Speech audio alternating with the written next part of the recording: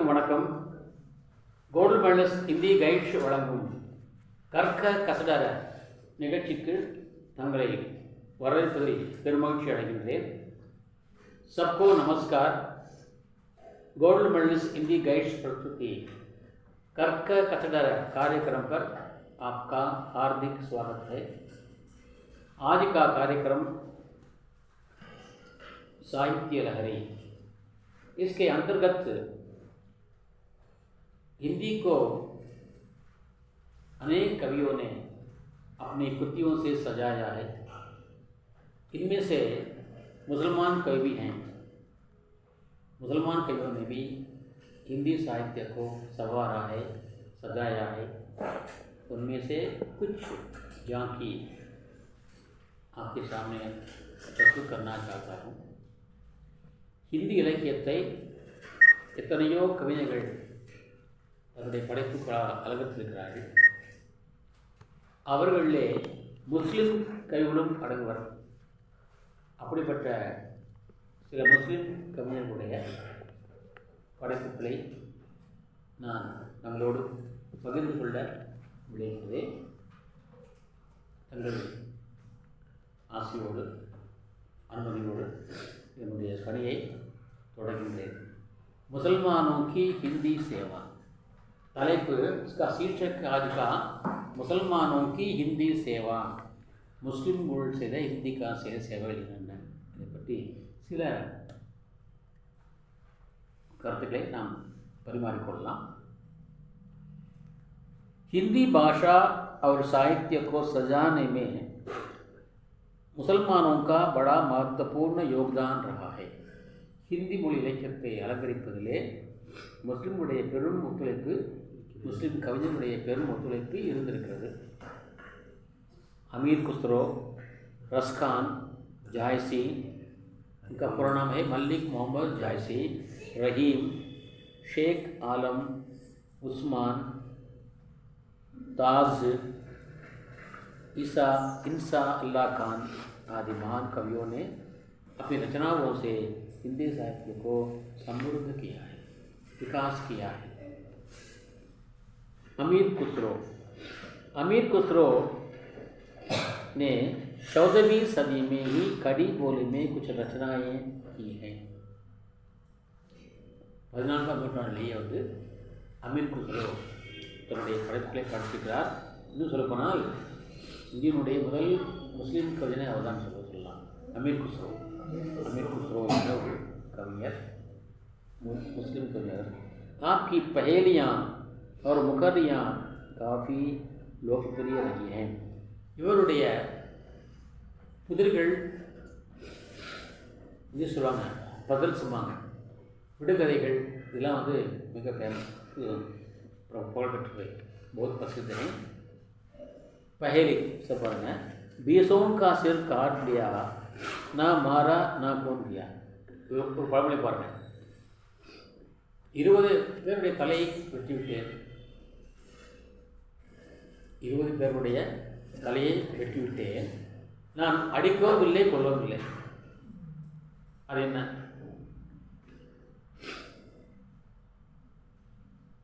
இருபது பேருடைய தலையை நான் வெட்டிவிட்டேன், ஆனால் அடிக்கவும் இல்லை கொல்லவும் இல்லை. அது யார்? இது நகம், நாக்கூர். நகை வெட்டுறோம் இல்லையா? நகை வெட்டுறோம், கையில் ஜி 10, காலை 2, 20 பேர் தலை வெட்டிட்டேன், ஆனால் அடிக்கவும் இல்லை கொல்லவும் இல்லை. நாக்கூர். நாக்கூர்னா நகம், நாக்கூர் என்றால். சரி. संत कवियों की सेवा. இந்த இலக்கியத்துக்கு சாதுக்கள், संत और साधु में भेद है. சாதுக்கள் என்று சொன்னால் சன்னியாசி சொல்வார்கள், அதாவது துறவு மேற்கொண்டவர்களே சாதுன்னு சொல்லுவாங்க. சந்துன்னு சொன்னால் வள்ளுவரை போல குடும்பத்திலேயே குடும்ப வாழ்க்கையை வாழ்வாங்க. குடும்பத்தை நாம் வழிநடத்துவதற்காக அவர் தெரிஞ்ச தொழிலே செய்வார்கள். அந்த வருவாயிலே தன் குடும்பத்தை அவள் நடத்துவார்கள். அவளுக்கு சந்து என்று பெயர். அப்படி திருவள்ளுவர் தமிழில் சந்து, கபீர்தாஸ் சந்த். ஆனால் சாதுன்னு சொன்னால் துறவு போன்றவர்கள். இதே வேதம், இது இறைபக்தி, தெய்வ வழிபாடு, கோயில்களாக போகிறது, சாமி தரிசிக்கிறது, அங்கே யாருக்காவது நல்லது பண்ணுறது, அந்த கோவில் ஏதாவது கருத்தை சாப்பிட்டு கொண்டு வாழ்வது, எங்கே வேணால் படுத்துருவாங்க, எங்கே வேணால் தங்கிவாங்க. நான் சந்த் அப்படி இல்லை, அப்படி இல்லை. எங்களைப் போலவே அவர்கள் குடும்பத்தோடு வாழ்வார்கள். இதே தொழில் செய்து பொருள் ஈட்டுவார்கள். அந்த பொருளை வைத்துக்கொண்டு தன் குடும்பத்தை அவர் நடத்துவார்கள். அவளை சந்த் சொல்லுவார்கள். இப்படி அந்த சந்த் கவிஞர்கள் சேவை என்ன? मुस्लिम संत कविகள். संत परंपरा के प्रतिनिधि कवि है कबीरदास. नंबर 1 யாரா கபீர்தாஸ் தான் சந்த் கவியே. ஏன்னா அவர் கொடுத்து நிறைய கொடுத்துருக்கார். कबीरदास जन्म से ब्राह्मण थे और संस्कार से मुसलमान. आपको मालूम है कबीरदास जन्म से ब्राह्मण थे और संस्कार से मुसलमान थे. பிறப்பால் அவர் பிராமணர், வளர்ப்பால் அவர் முஸ்லீம். ஏனென்றால் அவருடைய அந்த காலத்தில் வந்து காசியில் வந்து குரு ராமானந்தர் என்பவர் மிகப்பெரிய ஞானி. அவருடைய ஞானி பெரிய ஞானி யாருமே இல்லை. பேர் ராமானந்தர். ஒரு ஏழை விதவை பெண், அவள் விதவை பெண் தன்னுடைய தந்தையோடு போகிறாள். அவள் வாசிவாக போகிறார். அந்த பெண் கால் விழுந்து வள நமஸ்காரம் பண்ணுறாள். அப்புறம் நமஸ்காரம் பண்ணுவாங்கன்னு சொல்லுவாங்க, ஏதாவது வாழ்த்துவாங்க இல்லையா?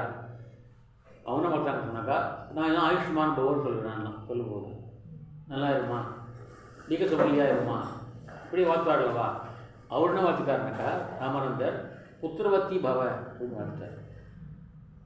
மகானுடைய ஆசீர்வாதம் வந்து வீண் போகக்கூடாது, வீண் போகாது. கர்ப்பிணி பெண்ணுக்கு வந்து குழந்தை பிறக்கும். ஆனால் அவளுக்கு வந்து இறைவனுடைய அருளால் வந்தவருக்கு குழந்தை வயிற்றிலே ஆகிவிட்டது. சந்தானமாக இருக்குமா? ஊர்வாயம் சொல்லுவாங்க, விளைவாயம் மூடலாம், ஊர்வாயம் மூட முடியாதுன்னு சொல்லுவாங்க இல்லையா? எப்படி கர்ப்பிணி பெண் எப்படி குழந்தை பிறக்கும் என்று அங்கே அவர் வந்து அவருக்கு வந்து அந்த பெண்ணுக்கு வந்து அவர்கள் சமுதாயம் இழிவாக பேசியது. அது இழிவாக பேசிய காரணத்தாலே அந்த மாதிரி பண்ண பயந்து அந்த பிறந்த குழந்தையை ஒரு அந்த ஒரு குளம் இருந்தது. அந்த குளத்துக்கு லஹர் தாலாப் என்ற பெயர். அந்த குளக்கரையிலே அந்த குழந்தையை விட்டு போயிட்டாங்க. அப்படியே அந்த குழந்தை குளக்கரையில் அழுது கொண்டிருக்கிறது. அந்த குழந்தை வந்து குளக்கரையில் அழுது கொண்டிருக்கிறது. அந்த வழியாக காசியை சார்ந்த ஒரு முஸ்லீம் தம்பதிகள், காசியில் வந்து அந்த யூபியில் பார்த்தீங்கன்னா பெரும்பாலும் வந்து முஸ்லீம்கள் தான் நெசவு நெய்வார்கள். முஸ்லீம் தான் வரலாற்றில் நெசவு நெய்வார்கள் பெரும்பாலும். நான் நன்றிலே பார்த்துருக்கிறேன், ஏன் சேலத்திலேயே பார்த்துருக்கிறேன். முஸ்லீம்கள் நெசவு நெய்வார்கள். அந்த நெசவு எல்லா காரியமும் செய்வாங்க முஸ்லீம்கள். அப்படி வாழ்ந்த நீரு நீமா என்ற ஒரு முஸ்லீம் தம்பதிகள், அவர்கள் பிள்ளைகளே கிடையாது, குழந்தை இல்லை. அவர்கள் குழந்தை வளர்ந்து கேட்டுக்கொண்டிருக்கிறார்கள் இறைவனிடம். அந்த அந்த குளக்கரை வழியாக அவர்கள் போகின்ற பொழுது அந்த குளக்கரையில் ஏதாவது இறை தண்ணிகளாக போயிருக்காங்க. அப்போ அந்த குழந்தை அலுவலர் கேட்கறது. அந்த அலுவலர்களை கேட்ட உடனே நம்ம எதிர்பார்த்து கட்சி வைத்து அந்த குழந்தைக்கு போக வளர்த்தார். இப்படி வளர்ப்பால் அவர் முஸ்லீம், பிறப்பால் அவர் ब्राह्मण. इसलिए जन्म से ब्राह्मण थे और संस्कार से मुसलमान. एक मुसलमान जुलाहा दंपति ने नशवाड़ा कुमार दंपति ने कबीर का पालन पोषण किया था.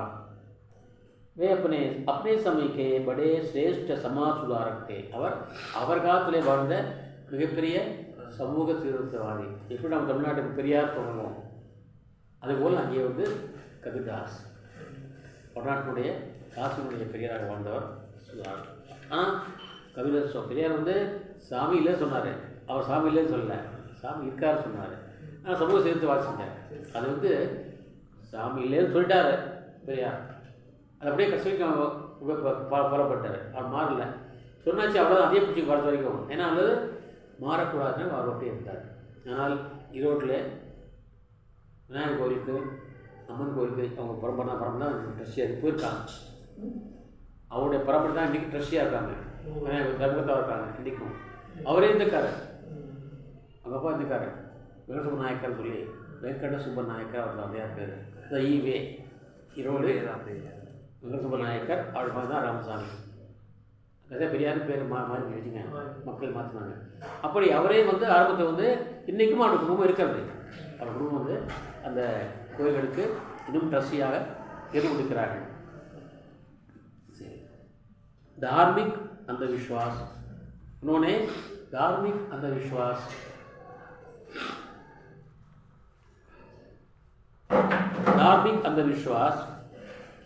वे धार्मिक अंधविश्वास மதத்தின் பெயராலே நடக்கின்ற மூட நம்பிக்கைகள். அப்புறம் ஜாதி பாந்தி, ஜாதி வேற்றுமை, ஜாதி வேற்றுமை और ऊंच नीच के भेदभाव, உயர்ந்தவன் தாழ்ந்த வேறுபாடு ஆதிக்கே கற்றல் விரோதித்தே கடுமையான எதிர்த்தார். उन्होंने निगुण का खंडन निगुण परब्रह्म को अपनाया. அவருடைய கருத்துப்படி வந்து இறைவனுக்கு வந்து உருவம் கிடையாது, இறைவனுக்கு உருவம் உண்டு என்ற ஒரு கோஷ்டி இருந்தது, ஒரு குரூப் இருந்தது. அது சகுண பக்து என்று அழைக்கப்பட்டது. உருவம் இல்லைன்னு ஒரு குரூப் இருந்தது, அது வந்து நிர்குண பக்தி என்று சொல்லப்படுது. சகுண நிர்குண இன்றைக்கும் உண்டுது, நம்ம சகுண நிர்குணம் உண்டு இறைவனுக்கு. இப்போ அவங்களாம் வந்து நிர்குணம் தான், முசல்மான்லாம் நிர்குணம் தான், உருவம் கிடையாது. உருவமற்ற இறைவனுக்கு உண்மையான பாடுவார் இவர். நோட் லாவோ உருவமற்ற இறைவனுக்கு உண்மையாக பாடுவார். இது பாடுவார், உருவமற்ற இறைவனுக்கு உண்மையான பாடுவார். நாகூர் அனிஃபா கேட்டிருக்கு பாடல். உலக மக்கள் யாவருக்கும் ஒருமையானவர், உருவமற்ற இறைவனுக்கு உண்மையான பாடுவார். நாகூர் அனிஃபா. அது அப்படி அந்த அனிஃபா அவள் பாட மாதிரி இங்கே உருவமற்ற இறைவன்கிறத வந்து அவர் தான் வந்து, அதாவது நிகுண கவிதை யாரு கேட்டாக்கா நிகுண பக்த, இறைவனுக்கு உருவம் இல்லை என்று சொல்லுகின்ற கருத்துடையவர்.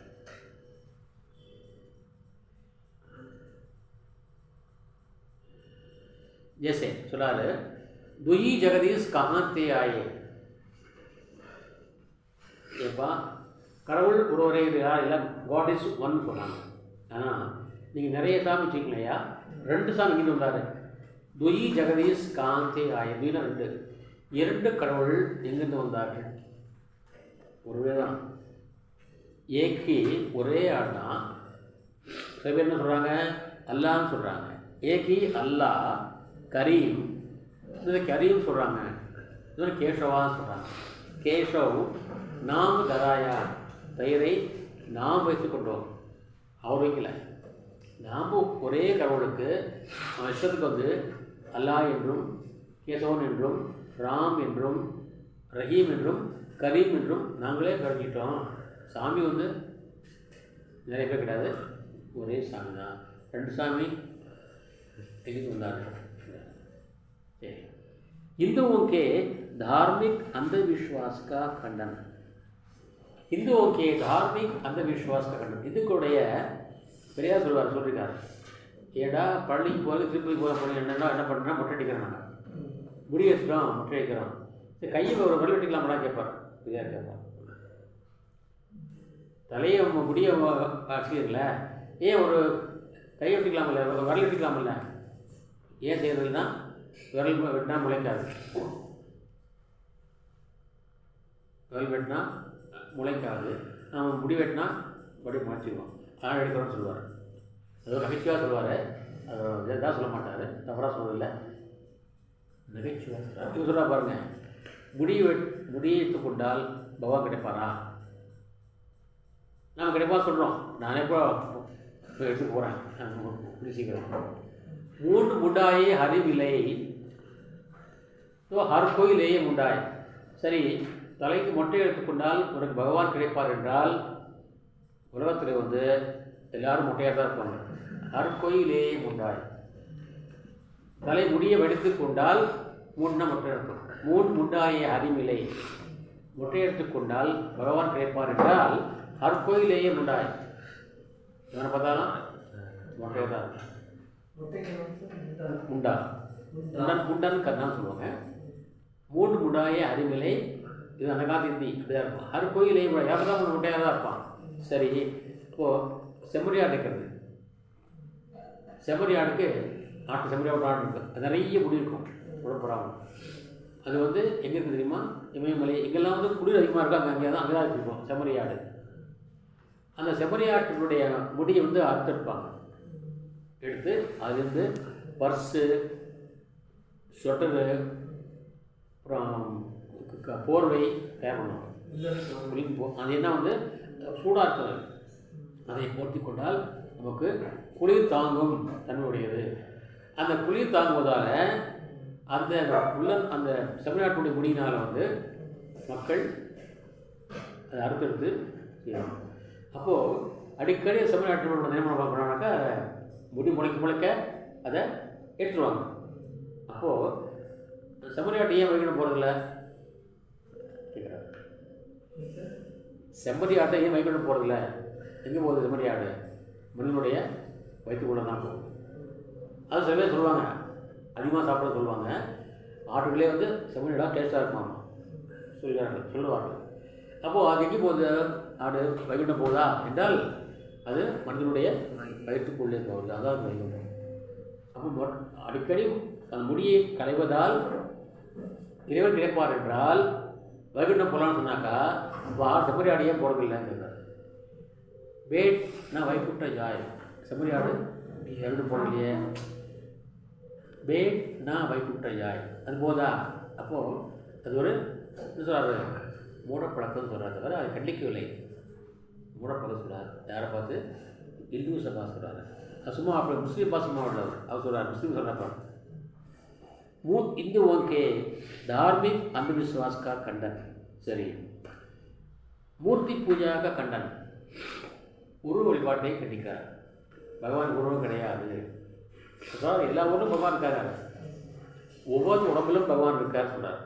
गट गट में वो साई रमता कटुक वचन मत बोल रहे प्रतिबल हम वो गट का पट खोल रहे तो को पी मिलेंगे गट गट में वो साई रमता कटुक वचन मत बोल रहे. ஒவ்வொரு மனிதனுடைய உடம்பிலும் வந்து பகவான் இருக்கிறாரு.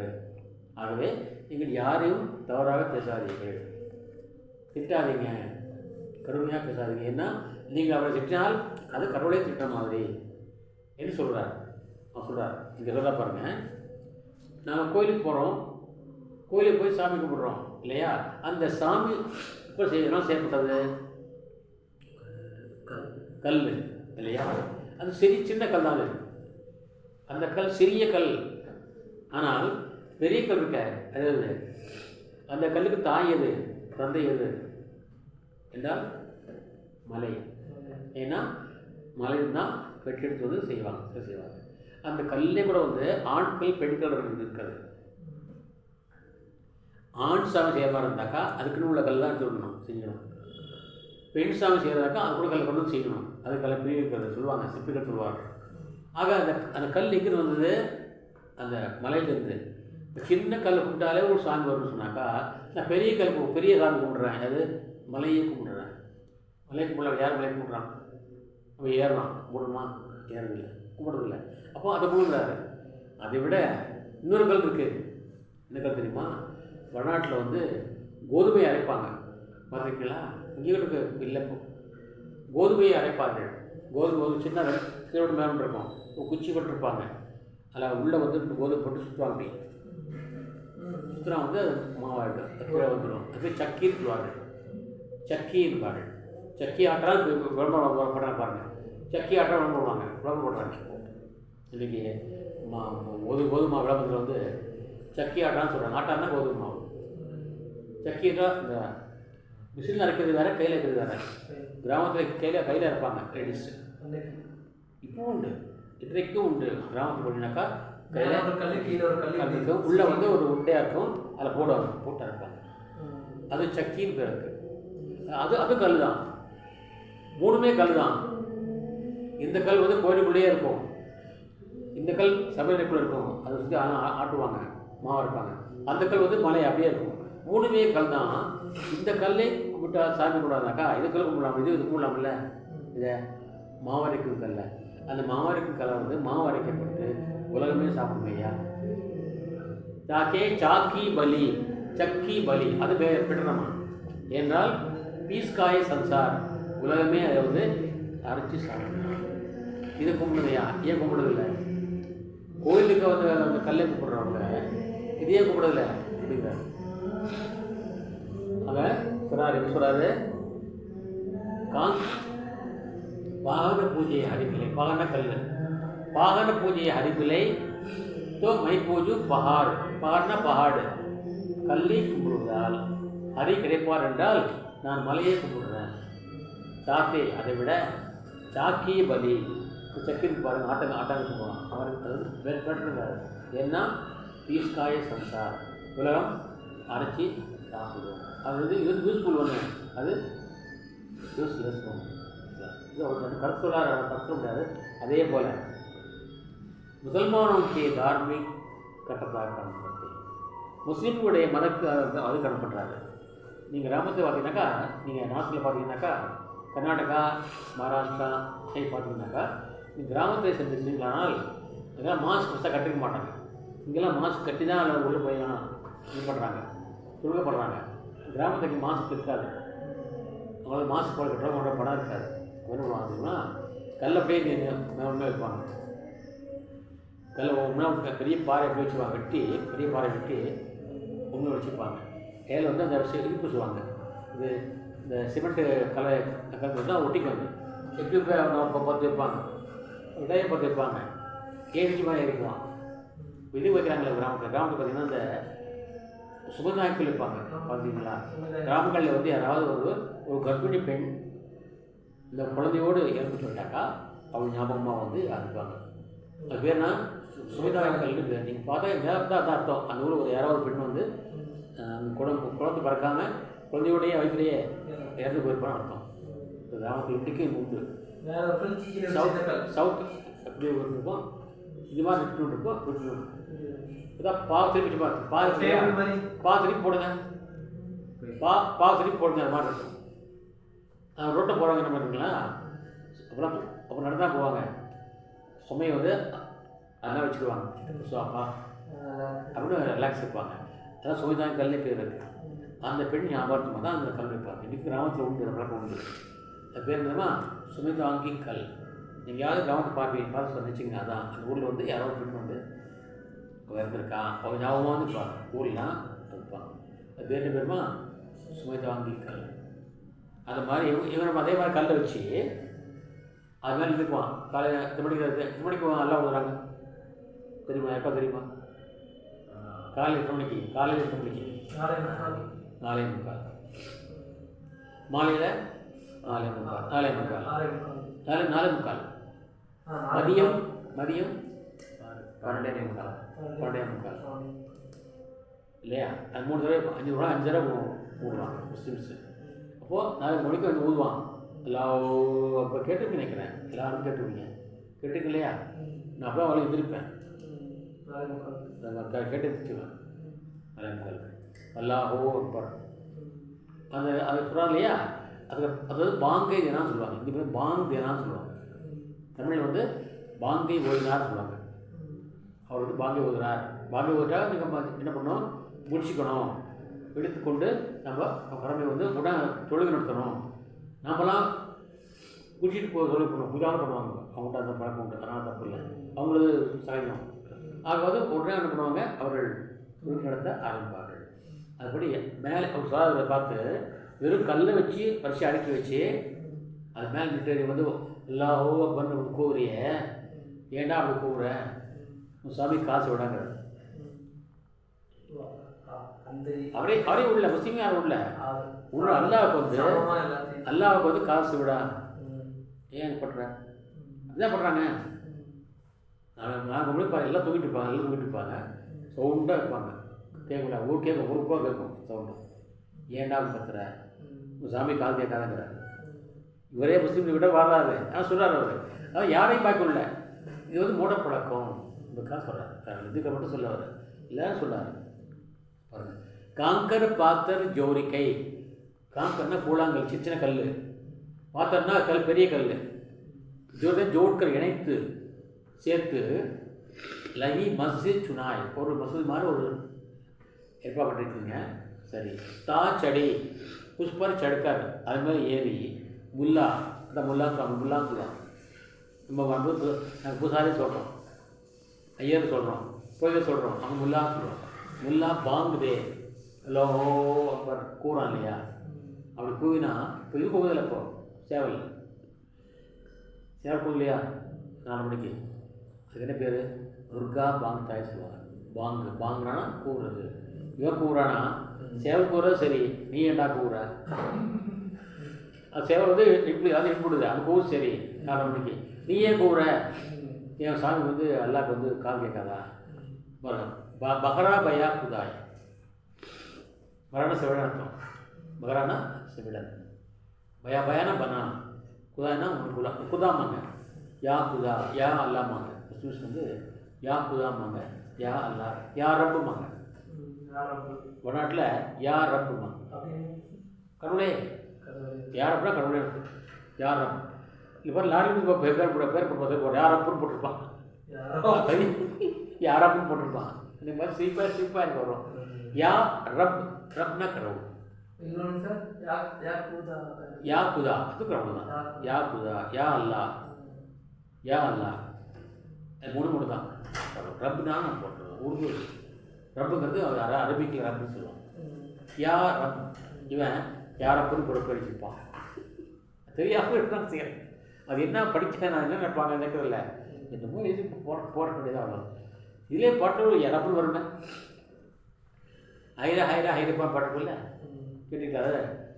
ஏஆர் ரஹ்மான் பாட்டுது, அது ஹாய் ரப்பு தான். அது நம்ம ரப்பான்னு பிசிக்காக போட்டோம் வச்சுங்களேன். ரப்னா கடவுள்.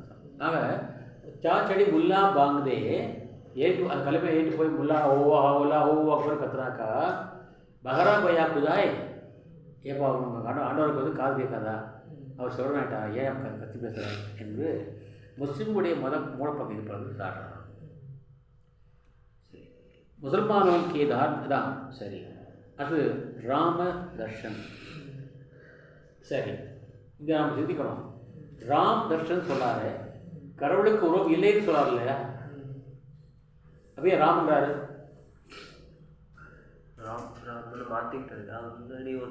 ராம ஏன் ராம் சொல்கிறார்? ராம்னா யார் கடவுள்? ராம் இந்துஸ் கடவுள் காட் இல்லையா? ஏன் ராம் சொல்கிறாரு? ராமனை எப்படி தரிசிக்கிறது சொல்கிறாரு. அப்போ ஏன் ராம் சொல்கிறாரு? இவர் சொல்ல ராமன் பேசல, இங்கே வந்து அது சொல்லிட்டு அப்புறம் அர்த்தம் வராது. எப்படி ராமரை பார்ப்பது, தரிசிப்பது சொல்ல பாருங்க. ये भेदभाव रूपी पर्दे को हटाने पर दिव्य राम के दर्शन अवश्य पा सकते हैं. கோயிலுக்கு போகிறோம், திரை போட்டுப்பாங்க இல்லையா? திரை போட்டுருப்பாங்க. நம்ம என்ன பண்ணுவோம்? வெயிட் பண்ணுவோம். எப்போ அந்த திரையை அகற்றினா சாமி பார்க்கலாம். அது மாதிரி நீங்கள் உங்களுடைய மனதில் வந்து உயர்ந்த ஜாதி, தாழ்ந்த ஜாதி, ஏழை, பணக்காரன், இந்த மாடி வீட்டுக்காரன், குடிசை வீட்டுக்காரன், ரோட்டு தூங்குறவன், ஜமீன்தார் என்ற திரையை நீங்கள் போட்டிருக்கீங்க முகத்தில். அதை விளக்குங்க, எல்லாரையும் ஒன்றா பாருங்க. சாமி தெரியாது. கூங்கட்டுக்கா பட்டு கோல்வே ஓட்டா திரை முகத்திரையை சேல்ஸ் போடுறாங்களே நாற்று போடுவாங்க. எல்லாரும் இது போடாமல் போக மாட்டாங்க, வெளியே போக மாட்டாங்க. வீட்டை சும்மா இருப்பாங்க. வெளியே வந்தால் அப்படி மூட்டு தான் போடுவாங்க. நாற்று இப்போ உண்டு. கூங்கட்டு பேர் கூங்கட்டு, கூங்கட்டுமாங்க. கூங்கட்டுக்கா பட்டு கோல்ரே, உன்னுடைய முகத்திரையை விழிச்சு ஓப்பன் பண்ணி பாருங்க. கடவுள் சொல்கிறான், தோக்கோ உனக்கு பகவான் விலகி, ராம் விலகிங்கிறாரு. இங்கே ராம்ங்கிறாரு. இறைவனுக்கு உருவம் இல்லைங்கிறவர் ஏன் ராம்னு சொல்கிறாரு? யோசிக்கணும். இங்கே ஏன் ராம் சொல்கிறாருனாக்கா, ராம் சொல்றது அவர் இந்த ராமன் சொல்லலை, நம்ம ராமன் சொல்லலை, சீதாராமன் சொல்லலை, தசரதராமன் சொல்லலை, கோதண்டராமன் சொல்லலை, பலராமன் சொல்லலை, எந்த ராமன் சொல்ல. பொதுவாக காடுங்கிறாரு, ஒரு நபருங்கிறாரு காடு. இப்போ காடுக்கு என்ன மதம்? இப்போ காட் என்ற வார்த்தை இருக்கு இல்லையா, அது என்ன மதம் மாற்ற குறிக்குது? என்ன மதம் குறிக்கிறது? எந்த மதம் குறிக்காது. அப்போ காமன் வேர்டு. காடுங்கிறது காமன் வேர்டு. இன்னும் நல்லா சொன்னால் நான் சொல்லுவேன். G for generator, G for generator. O4 for operator. G for destroyer. படைத்தல், காத்தல், அழித்தல் மூணு சேர்ந்தது தான் காட். Generator, operate, destroyer. படைத்தல், காத்தல், அழித்தல் தான் காட்னு சொன்னாங்க. பேரிச்சான் சேர்த்து காட் பேரிச்சான் இங்கிலீஷ்காரன் வச்சாது. யாரையும் வந்து அவன் வந்து எந்த மதத்தையும் குறிப்பிடல. அது மாதிரி ஒரு ராமங்கிறது வந்து நான் எந்த மதத்தை குறிக்கல. பொதுவாக எப்படி காட் எப்படியோ அப்படி எனக்கு ராமங்கிறார். இதுக்கு இன்னும் அர்த்தம் இருக்காது. என்னன்னா இவருடைய குரு வந்து ராமானந்தர். கபிதாஸ் குரு வந்து ராமானந்தர். அந்த ஞாபகம் ராம் சொல்கிறார். எப்பயுமே குருன்னா குருவே விடுவார் அவர் கபிதாஸ். ஆனால் அவர் சொல்லி தரல. குருனுடைய பெருமை சொல்கிறா வச்சுங்களேன். ஆனால் அவர் சொல்லி தரல. இவர் ஏகலவி மாதிரி ஒரு ஏகலவி மாதிரி ஏகலவி தானாக கற்றுட்டான் இல்லையா. ஆனால் அவருடைய பேர் சொல்லி கற்றுக்கிட்டான். யாருக்கு சொல்லி? துரோணாச்சாரிய பேர் சொல்லி கற்றுக்கிட்டான் ஏகலைவன். எனக்கு இவர் அப்படி தான் ராமானந்தரை பேரை சொல்லி கற்றுக்கிட்டான். ஏன்னா அந்த காலத்தில் வந்து நீங்கள்லாம் படிக்கிங்கனாக்கா நீங்கள் ப்ரைவேட் டிகிரி முடிச்சிட்டேன் சரி சர்டிஃபிகேட் கொடுப்பாங்க. அதுதான் போதும். யார் கொடுத்தாங்க? தக்ஷின் பாரத் வித்யாசபா. நான் படித்தேன் எந்த university? Mysore university. MA gold medallist. ஆமாம் எந்த யூனிவர்சிட்டி? மைசூர் யூனிவர்சிட்டி. ஓ அப்படியா சரி பாப்பா ஊற்றுவாங்க.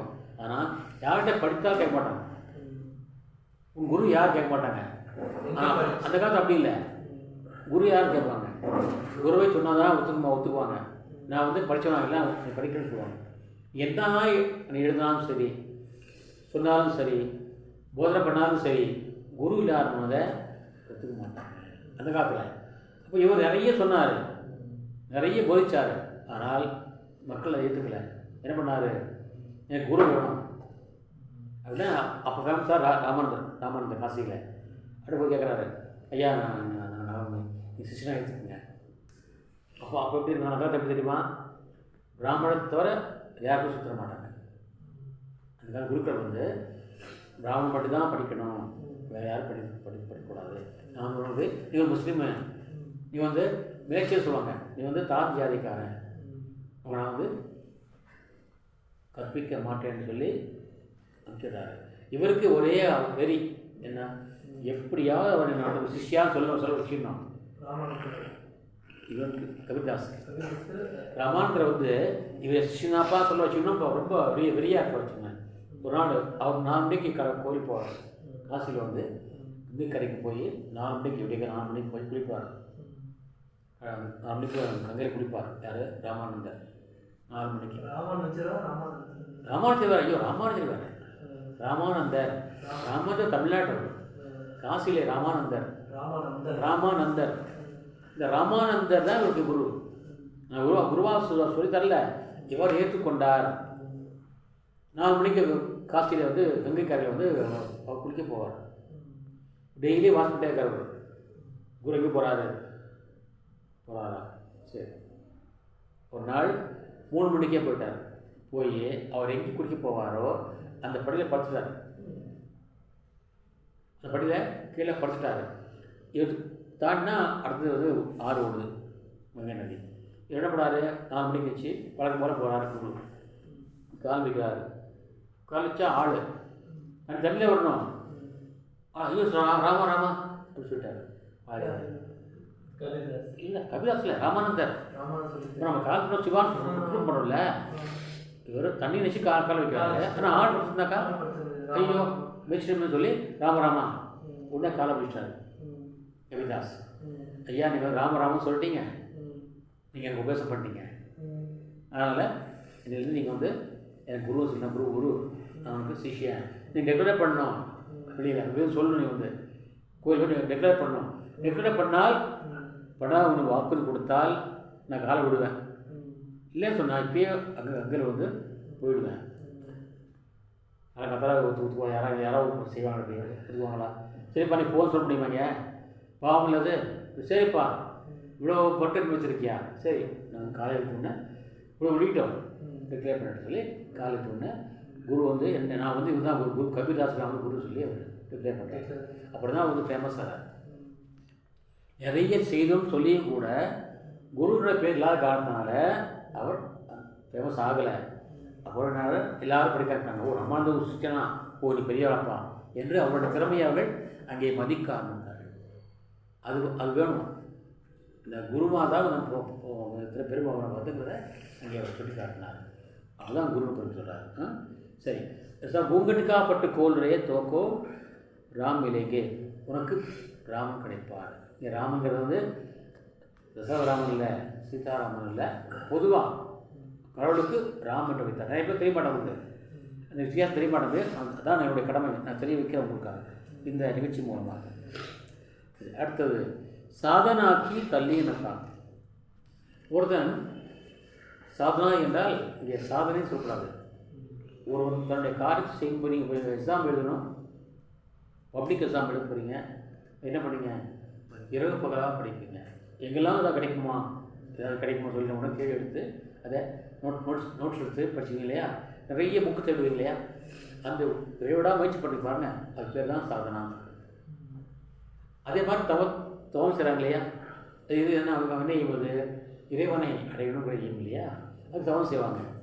அது வந்து அந்த சாதனாங்கிறது வந்து எப்படி செய்யணும், அதனுடைய அதில் எப்படி ஈடுபடுறது, தள்ளித்தானே இன்வால்வ் ஆகிறது, ஈடுபடுவது.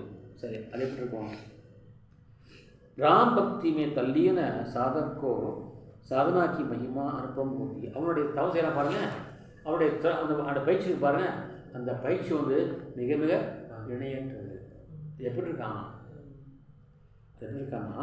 அங்கியா சாயி படி 10 நிகாரி நிகாரி.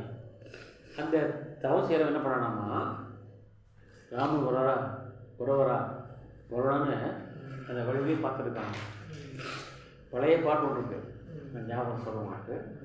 ஒரு பெண் பாராடலாமா, யாரை பார்த்து? சிட்டுக்குருவி பார்த்து பாராடலாமா. சிட்டுக்குருவி சிட்டுக்குருவி செய்தி தெரியுமா, சிட்டுக்குருவி சிட்டுக்குருவி செய்தி தெரியுமா, என்னை விட்டு பிரிஞ்சு போன கணவர் வீடு திரும்பல. என்ன விட்டு பிரிஞ்சு போன கணவர் கடவுள் வீடு திரும்பல, ஏதோ இருக்கும், நான் தெரியாது, வீடு திரும்பலை. அதுக்கு அந்த லைஃப் வருது, வழியை பார்த்து கண்ணு போத்து சொல்லுவாங்க. வழியை பார்த்து கண்ணு நோக்குது. அவர் வந்தாலும் சொல்ல நிறைய செய்தி இருக்குது போகணும், அது சொல்லுவாங்க. வழியை பார்த்து கண்ணு நோக்குது சொல்லுவாங்க. பார்த்து கண்ணு பூத்து போச்சுப்பாங்க. தமிழில் அந்த வரி உண்டு, பார்த்து கண்ணு பூத்து போச்சாங்க. இங்கே அங்கியா சாயி படி 10 நிகாரி நிகாரி அவரோட அந்த வழிமுறையை பார்த்து கண்கள்லாம் பூத்து போச்சாமா. பார்த்து கண்ணே பூத்து போச்சாமா, கண்ணப்புறம் புது போச்சாமா. இது இந்த வெள்ளையாகல பூத்து போச்சாமா, கண் பூத்து போச்சாமா. இன்றைக்கும் நிகழ்ச்சி நிறைய பேர் பார்த்துருப்பாங்க. பழைய காலத்து நியூஸ் பாருங்கள், அவன் அசல் போய்ட்டு அப்படி போய்ட்டா வெளியே பார்த்து இப்போ டைம் ஆனால் இன்னும் காண பார்த்துருப்பான். இன்றைக்கும் உண்டு, எல்லாரும் உண்டு. ஆக அங்கியா சாயி படி கண்ணு பூத்து போச்சாமா. இது 10 நிகாரி வருகின்ற பாதையை பார்த்து யாரும் தேக்கு. சரி, ஜீவனா சாலா படையா, நாக்கு புறமே இதாச்சம்மா, என்னாச்சு? குப்பளம் வந்துச்சாமா நாக்கில். என்ன போடுற குப்பளம் வந்துச்சு? ராம் புகாரி ராமா சொல்லி நாக்கெல்லாம் குப்பளம் வந்துச்சாமா. அந்த அளவுக்கு அவன் இது அல்ல ஈடுபட்டு அந்த இறைவனுக்கான நினைச்சிருக்காங்க.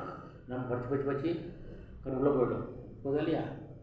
டெய்லி நைட் தூக்கலாம் படித்தா என்ன பண்ணால் என்ன ஆகும்? கண் உள்ளே போய்டும் இல்லையா? தான் சொல்கிறாரு இந்த மாதிரி. சரி, ஈபனா சாலா படுகையா ராம் புகாரி என்று அந்த ஒரு தவம் செய்கிறவன் அந்தளவு இன்வால்வ்மெண்ட்டோடு செய்யணுங்கிறாரு. அது வந்து எல்லாத்துக்கும் பொருந்தோம். நீங்கள் செய்கிற தொழிலும் உண்டு. தொழிலில் வந்து இன்வால்வ்மெண்ட் இருந்தால் கண்டிப்பாக வெற்றி பெறுவான். அது எந்த விளையாட பரவாயில்ல, ஆசிரியர் தொழிலையா இன்வால்வ்மெண்ட் வேணும். நம்மளுக்கு அவ்வளோ டீப்பாக சொல்லி தரணும். அப்போ தான் நான் ஜெயிக்க முடியும். நான் ஜெயிக்க மாட்டேன். நம்ம வந்தாங்க ஃபீஸ் வாங்கணும், சொல்லிக் கொடுத்தோம் போடா என்றால் அது தொழிலுக்கு வந்து இடுக்காது, அது கூடாது. சரி, அடுத்து சொல்கிறாரு. அடுத்த கவிஞர் மல்லிக் முகமது ஜாய்சி. மல்லிக் முகமது ஜாய்சி. நான் ஆரம்பத்தை பற்றி என்ன படித்தோம்? கடவுளுக்கு உருவம் உண்டு என்று ஒரு கோஷ்டி, உருவம் இல்லை என்று ஒரு கோஷ்டி. சரி, இப்போ கபில்தாஸ் வந்து என்ன அர்த்தம்? உருவம் இல்லை, ஆனால் எப்படி அடையுதுன்னா நான் வந்து ஞானத்தை அடைவேன், ஞான மார்க்க சாக்கா இல்லையா? ஞான மார்க்க சாக்கா, ஞானத்தால் இறைவன் அடைவேன். அவர் கபில்தாஸ். இவர் அதே தான், கடவுளுக்கு உருவம் இல்லை என்ற கருத்து. அவர் முஸ்லீம் வரும். மல்லிக் முகமது ஜாய்சி. ஜாய்சினே பேர் வச்சுனாக்கா அவர் ஜாயஸ் அந்த ஊருக்காரர். ஆனால் ஜாய்சி பேர் வந்துச்சு. சொல்கிறாங்களாப்பா நாஞ்சில் மன்னோக்காரன் ஏன்னாக்கா நாஞ்சில்காரன். ஆனால் நாஞ்சில் நாடு நம்ம அந்த மாதிரி வரும். சில பேர் கூட இருக்கும், கூடவே இருக்கும், பேர் கூடவே இருக்கும். பட்டுக்கோட்டை பிரபாகர் நாவலாசிரியர் ஆனால் சேர்ந்து கல்யாணம் வரான். அது மாதிரி அப்படி இங்கே வந்து மல்லிக் ஜாஸ்திங்கிறவர் அவர் கடவுளுக்கு உறவுலேன்னு சொல்கிறதான். ஆனால் அவர் சொல்ல தெரியுமா, நான் அன்பால் அடைவேங்க. இறைவன் நான் அன்பால் அடைவேன். லைலா முடிஞ்ச கதாவில் வரலாம். லைலா முடிஞ்ச கதை படிச்சுருப்பீங்க. அது காதல் கதைன்னு சொல்லுவீங்க. மக்கள் சொல்கிறாரு அது காதல் கதை அல்ல. காதல் கதை என்ற பெயரால் சொல்லப்பட்ட இறைவனை ஒரு பக்தன் அடைகிற கதை தான் அது. அங்கே இறைவனை பெண்ணாக வைப்பார்கள். நம்ம என்ன வைப்போம், இறைவனை ஆணாக வைப்போம், பக்தனை பெண்ணாக படைப்போம். ஆனால் அவர்கள் அவர் அப்படி இல்லை. இறைவன் பெண்ணாகவும் பக்தனை ஆணாக படைக்கிறார்கள். மஜ்னு ஆணாக இருப்பான், தேடிட்டு போவான், கல் அடிப்பாங்க, வாங்கிக்குவான். அப்போ விட மாட்டாங்க. சேர்த்து சேர்ந்தவர் 2 பேர் போடுவாங்க. கதை அப்படி எல்லாம் கதை முடியும். அது அர்த்தம் என்னன்னா இறைவனை அடைந்தான். ஜீவாத்மாவும் பரமாத்மாவும் என்னாச்சு என்ன சொல்கிறார் தன் சித்தூர் ஜாய்சி சூஃபி சம்பிரதாயத்தை. முஸ்லீமில் சூஃபின்னு ஒரு குரூப் இருக்குது. முஸ்லீம்களில் நிறைய குரூப் இருக்குது. அங்கேயும் நம்மளே செட்டியார் மொழியார் கவுண்டர் மாதிரி அங்கேயும் நிறைய இருக்குது. சூஃபின்னு சொன்னால் அவர்கள் ஒயிட் டர்பன் கட்டுவாங்க. நான்வெஜ் சாப்பிட மாட்டாங்க, சைவமாக இருப்பாங்க, அன்பு காட்டுவாங்க, யாரையும் திட்ட மாட்டாங்க. ஒயிட் டர்பன் கட்டியிருப்பாங்க. ஆமாம், அவங்க தான் அன்பு மதம் தான். ஒயிட் தான் போடுவாங்க, ஷெர்வானே போடுவாங்க, கலர் போட மாட்டாங்க.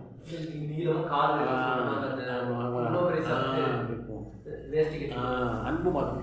அவங்க அன்பு தான். பிரேம் மார்கி ஷாக்கா. நான் அழகா வழி அன்பு வழி தான்.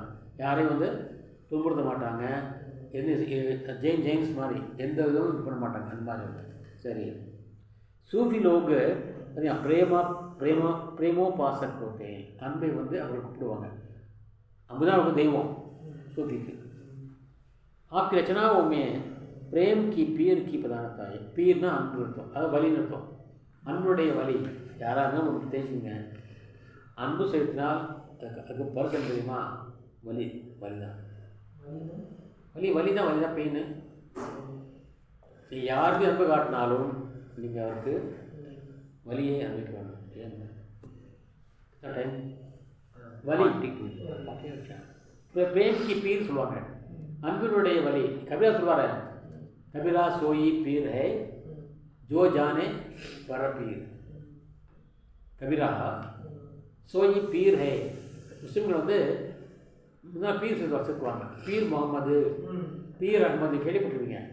பீர் அல்லாஹ், பீர் முகமது. பீர் என்று சொன்னால் அவர் அல்லாவுக்கு இறைவனுக்கு அடிமைன்னு அர்த்தம், அன்புக்கு அடிமைன்னு அர்த்தம். இப்போ நம்ம எப்படி சாமியார் சொல்லணும், சாதுன்னு சொல்லணும் இல்லையா, அதுபோல் வள்ளலார் சொல்லணும். அவரெல்லாம் மிகப்பெரிய சிறந்த ஒரு சுவாமியார். அவர் மாதிரி இங்கே பீருங்கிறது முஸ்லீம் பீர் சொல்லுவாங்க. அது பீர் பீர் படிக்கணும்.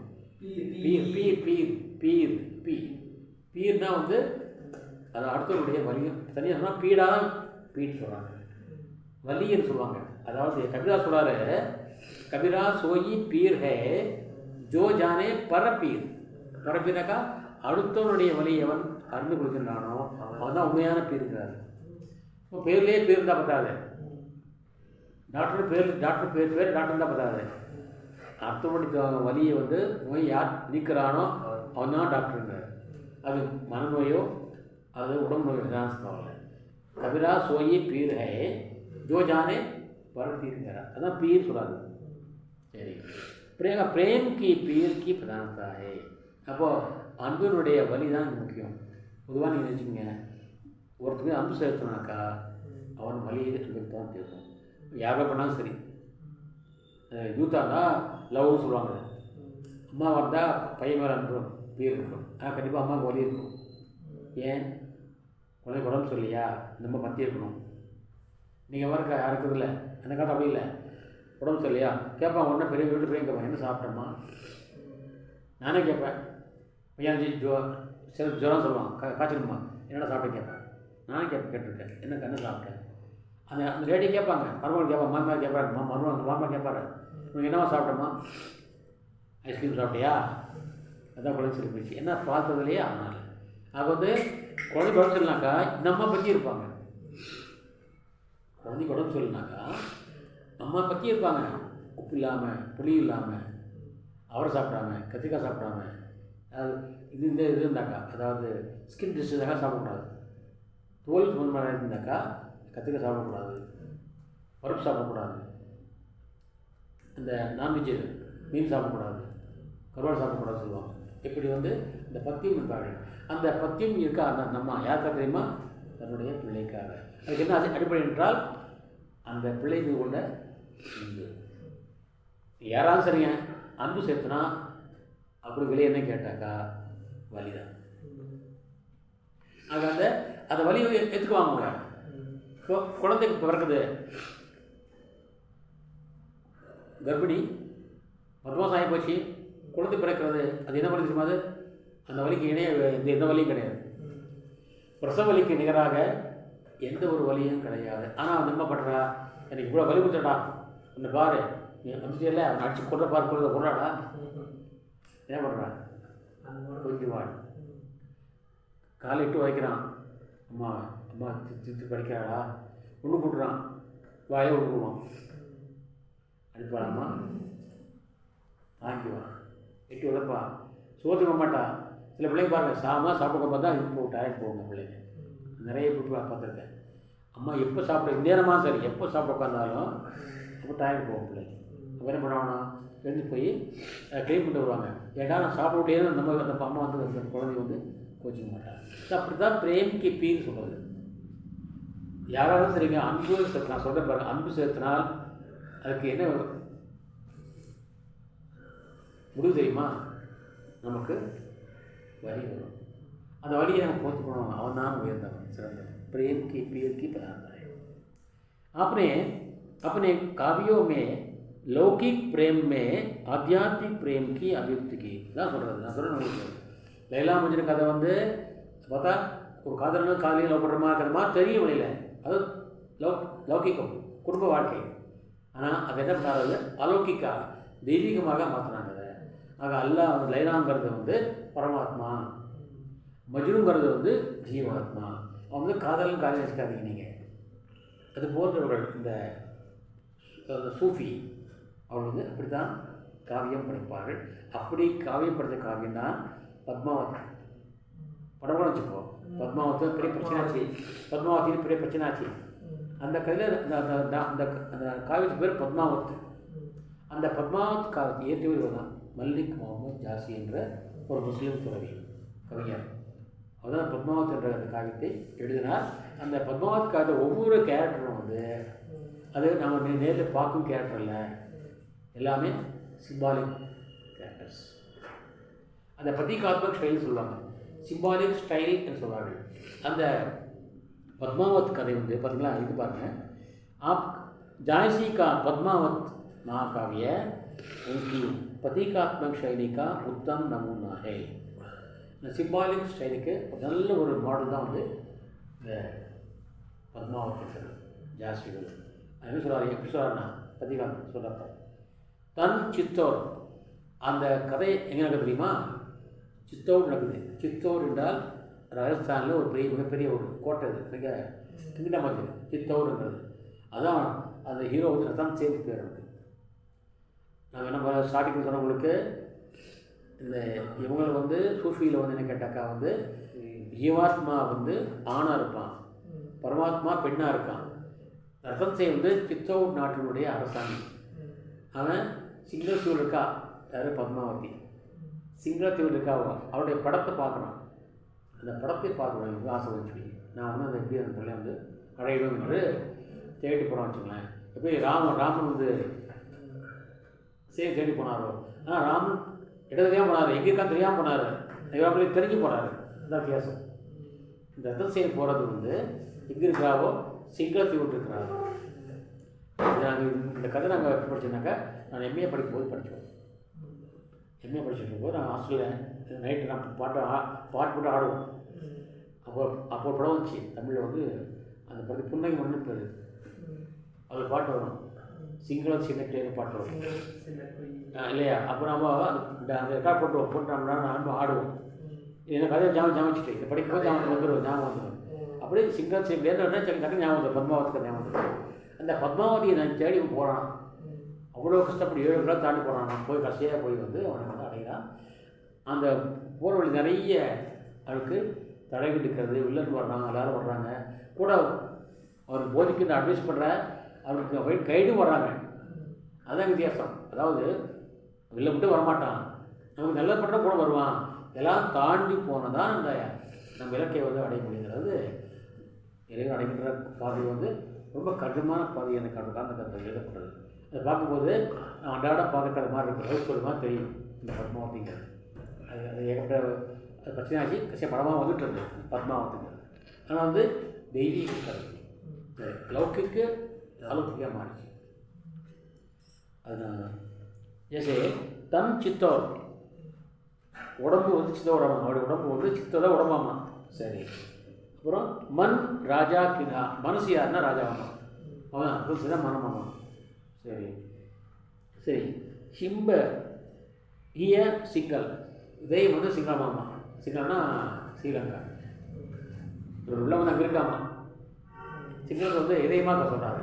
சரி, அப்புறம் புத்தி பத்மினி, அந்த ராணி பேர் பத்மினி. ஆமாம், அறிவு வந்து பத்மியாக படித்தாங்க. கினா கியா செய்தார்.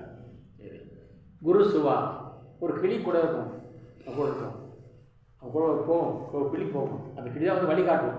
அது குருவாமா, குரு வழிகாட்டுவார் நமக்கு. குரு சுவா. ஜேகிம் பஞ்சு திகாவா, அதான் பத் திகாவா, அதான் வழிகாட்டுதான் அந்த கிளி. வினு குரு ஜெகத்கோ நிபுணப்பார். அப்போ குருலாம் நம்ம வந்து எதையுமே அடைமையா இல்லையா. ஆகவே அந்த குருலாம் வந்து அவன் நிக்குண என்றாங்க, ஒருவருக்கு உருவமில்லை என்றது வந்து அவர் அடைந்தார். இங்கேயே பத்மாவதி பாடுறான்னு சொன்னாக்கா கடவுள் கோவிலில் தான். ஆனால் நமக்கு வந்து போகி பாராட்டி இவனை வந்து ஜீவாத்மா வந்து இவனாகவும் ரத்தம் சேனாகவும் பரமாத்மா பத்மினியாகவும் கிடைத்தார். இப்படி எனக்கு அந்த கதை வருகிறது. இது மாதிரி நிறைய இருக்கிறார்கள். இது முடியவில்லை, அடுத்து நிறைய இருக்காங்க. இது நாங்கள் நேர்மை காரணமாக அடுத்து சொல்ல பார்க்கலாம். இப்போ மேல் செய்கிறேன், நான் முடிக்கவில்லை, தொடர்ச்சி நாளை தொடரும் என்று கூறிக்கொண்டு நிறைவு செய்கின்றேன். और यहाँ से मैं आज का ये कार्यक्रम समाप्त करना चाहता हूँ, क्योंकि समय अभाव के कारण मैं यहाँ से आपसे विदा लेता हूँ। और इसका जो क्रमशः और इसके बाद और भी कुछ मैं आपसे इसके बारे में विचार विमर्श करने वाला हूँ।